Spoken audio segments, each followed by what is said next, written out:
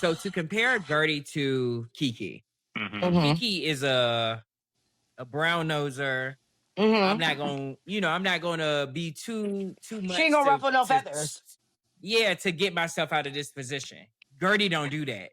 Well, because that, From what I'm getting, and Guerdy stands up for herself. And I'll And stop so you right there. Okay, go ahead. stop me. No, so look. But before you finish that, stop me, honey. Stop. Look, I'll stop you right there because, and I'll say this: the reason why. Off this bitch. Let's watch me squash this shit. But what I'll say is to that point is the reason why they're so different on the show is because Kiki needs this circle of women. She had to be built into this friendship group, right? Guerdy belongs in this friendship group because she has, if not more accolades than these women, she sits at the same table as these women. Kiki, on the other hand, is not in the same caliber of women as these other women, as crazy as that sounds. I think that is a phenomenal point. Guerdy is what we wanted Garcelle to be on Real Housewives of Beverly Hills. Stand in it. You are that girl. Yeah. Like I always go back to when Dorit said to her, it kind of feels like you want to be relevant. Like you're doing things to be relevant. And all Garcelle was like, sweetie, I don't need to do anything to be relevant. And I would have just ate her up like, I was a name before this show. This name did not make me a name. Yes, and this show did not make me a name. And I kind of feel like that with Guerdy. They want Guerdy to be small. And Guerdy refuses to be small. Because I love when Guerdy threw it back to Alexia and said, but we all do this. Nobody, y'all don't give this type of critique to anyone else on this cast. And they stand up for themselves. But with me, it's just like, oh my God, Guerdy is just so much. It's like, but you know, if you're a Black woman, when you stand up for yourself, it's always going to be viewed much more aggressive. Yeah. Yeah. But go ahead, child. Yeah. I think that's it for me. That was the scene, child. Yeah, that was the scene. Right. So, cut to the next scene. Kiki, and we finally meet Kiki's son. Nice young fella, him and his friend. Mr. Mamas. Mr. What? Oh. Danielle. Oh. I hate you. Why are we so... All right, Jared, are you the same? What do you think he's giving? How you doing? Are we... I didn't push my The thoughts. son didn't give me how you doing. The son didn't give me how you doing. Oh, yeah, the friend. The best friend gave me. Yeah. Because when he said, why Larsa hugging my man like that? That's what he gave me. First of all, Mr. Mamas came in with choker, honey. The choker got me first, and the body language next to the son gave it to me. Very close in shoulders for two young men. And he answered, when Larsa came in and said, do you have a girlfriend? I said no. And the best friend answered for him. I didn't even clock that. That's my roommate. That's my sweet mate. Oh, good for them. I love young love. Listen, me too. We'll be watching. Right. So Kiki's discussing how she wants to, which I feel like we kept seeing this scene like 3 different times this episode, but she wants her father to reach out to her son so that they can form their relationship, yada, yada, yada. And Larsa convinces her to call him, and yeah. First of all, Larsa, I will say, go ahead, D. No. Go ahead. Why do you need another woman to tell you to call your father? That annoyed me so much because you and Larsa are not even friends like this, and you just told her about this situation, and Larsa is very close to her family, so she's automatically gonna feel a type of way about the strained relationship that you have with your father. So, but again, Kiki, you asking Larsa, I mean, this was really kind of uncalled for. Like, I didn't really like. This was kind of like, girl, you could have let this out. I didn't really care for that. I disagree with you. That didn't bother me. Yeah, I disagree with you extremely. I disagree with you heavily because this is the first scene that Larsa has been in.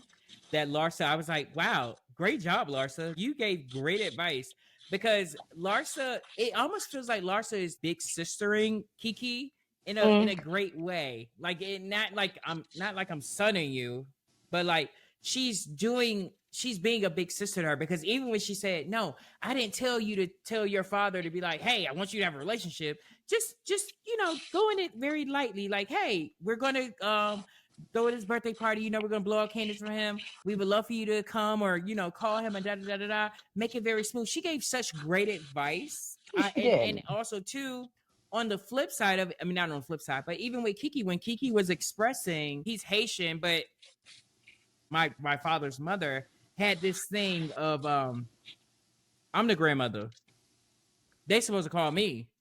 Yes. Bitch, I'm 10. What are you talking about? I'm 10. Well, like you're the grandma. You're supposed to call me. So I understood that, and I thought Larsa gave phenomenal advice. This is a great scene for Larsa. Yeah, and I will say too, to clarify, as the resident Real Housewives of Miami historian, Larsa and Kiki, I don't know what they give off the show, but on the show they've always been friends. Actually, Kiki's intro onto the show was her coming to one of Larsa's parties. So they've always been like, yeah, they've always been really they have been cool. They have been cool. Because she's not giving she's not giving the energy that she's giving to Lisa. I haven't even seen an inch into Kiki. It almost makes me want to take back my critique of how I felt like she was licking Larsa's boots, but Larsa seems like she's a good friend to Kiki. Yeah. So I understand why Kiki feels the way she feels about Larsa. That's fair. Dang, I had a thought in my head. I just forgot what it was. It slipped my mind. I think that was it for this scene. It's probably the edibles. Is that edible? I didn't have one today. I got to do. So then we move on to getting to know more about. Oh, I know what I was about to say. Sorry, back to it. I don't understand. Like, it felt like they were filming Kiki this season as a full-time housewife, so I don't understand like why they didn't just throw her a mojito, because I feel like we got so much personal story for her. We have. I wonder why that is, though. Yeah, I don't know. Because I really actually thought after Nicole left, they were gonna go ahead and upgrade her, and then they gave it to the new bitch. But speaking of the new bitch, then we move on to Stephanie and her husband. We finally meet her husband. What's his name? Masood. He actually looked kind of good. Yeah, I wasn't mad at it. He was good. So they're walking through one of their properties, checking out the building and the vacant units. We learn about the husband, that he's kind of like the fun one, that Stephanie is apparently the old soul in relationship, that he loves animals, the dogs of the unit. Excuse me, sorry. And then she also mentions that her sisters reached out during the hurricane, which she was really excited about. This scene was fine. I have thoughts. With her. Go ahead, girl. I fell in love with that husband. Remember last episode I said that I was like very interested to know more about him, and I am a really big fan of him. Just how he was with the dogs and putting the dogs and like the rescue dogs in the units. It further proves the point of that the feeling that I had about What's What Happens Live. Like she makes so many decisions that the other things really don't matter. And with the sisters, one of the things that I picked up on is that the sisters like, hey dog, hurricane coming. I don't want nothing bad to happen to you. I'm gonna check in on you. But once I find out it's done and you text me back, I'm still not with you. I want you to remember that. I just want you to know. I just want to make sure that's what alive. It was. Right. Yeah, right. And I can relate to that. I can relate to that. Like it's very. I've texted y'all this a couple times. One of my biggest dreams was to work with my friends, but I also know how type A I can be, and it's very dangerous with my personality to work with my friends, because it'd be like you could come off wrong, and we see that happening with siblings where they like, no, I used to change your diapers, I used to I had to watch you, and then now you trying to run me. Not saying I'm running y'all, but like we're running a business, so it has to be a certain type of way. Absolutely. You can't do it with everybody. And that's what she experienced.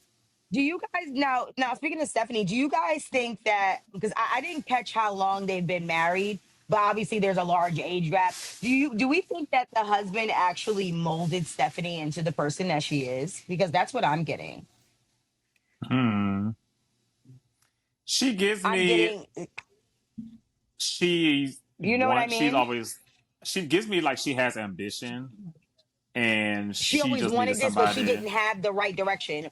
Right, Right. Yeah. right, So I feel like right, she had it in right. That's what her, I'm and I'm getting. sure he coached her. Yeah. Yes, yes, but she I just wasn't what afforded opportunity.